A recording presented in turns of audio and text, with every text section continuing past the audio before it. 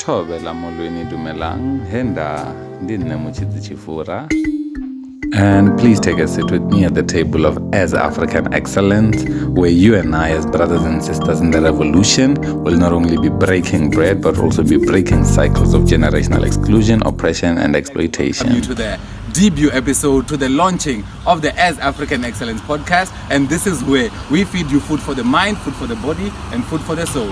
How do we, as individuals who are trying to relate to each other in a positive manner, individuals who are trying to bring about positive change, right? Relate to those who Thabo Mbeki called as counter-revolutionaries, those who don't care about what will happen, those who don't really want to be a part of the progress and they don't mind not being active. How do we relate ourselves to them? To me, counter-revolutionary means you're more deliberate. You're trying to stop the progress.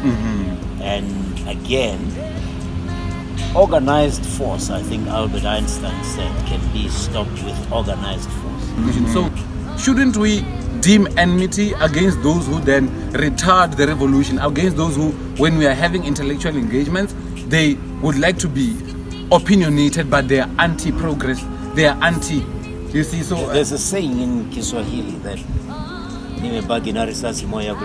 if you have one bullet left in your gun and you have 5 enemies facing, you don't want to shoot the wrong power. And what is happening in the present?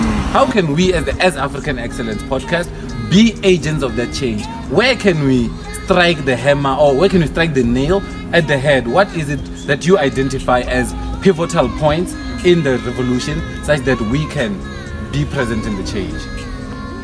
First, I think I should say that this is urgently a need to pragmatalize the revolution since and in a different space, because we think the only pragmatical way to express the revolution is through political formation. And with the experiences of 30 years that we've had, we can see that political formation is really failing to some degree to express the revolution, since that when you form part of a political formation, there's limitations to expressing the ideology, since the political formations have the constitution, they have their own views which they will, perpetuate, or to say express much if we fall under that political formation. But this platform that we have created, we're trying to, pragmaticalize the revolution without any restrictions of political formation. It means that the ideology that will be expressed here would only be guided by laws of reason. Mr. Tumani, yourself being a friend or a brother of the revolution and having been here since the incept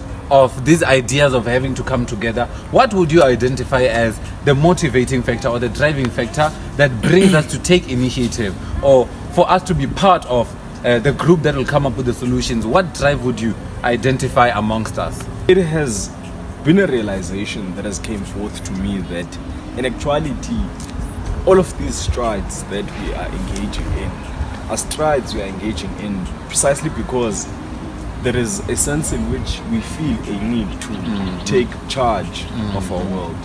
There is a sense in which we feel a need to recapture our power to direct our reality towards the kind of construction which we desire from deep within, right? I think would be the biggest problem we're facing as a youth that is inactive, comparing ourselves to the youth of 1976 and the youth of 2016. What do you think has changed in us and with us?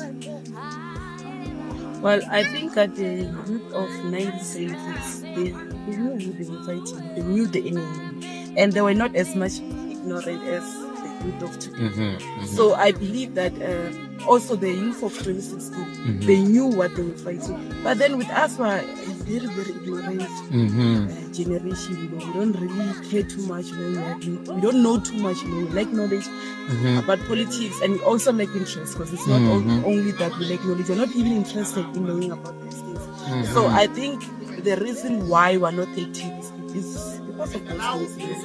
And also, we have a lot of problems. We can identify those problems, but we don't really know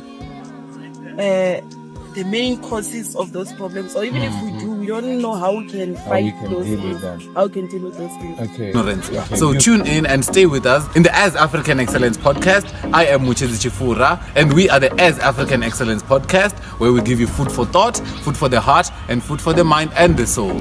And thank you very much for having a seat with us at the AzAfrican Excellence podcast. Please stay tuned for our series premiere where we are going to share each other's company at times of radical love and burning fury.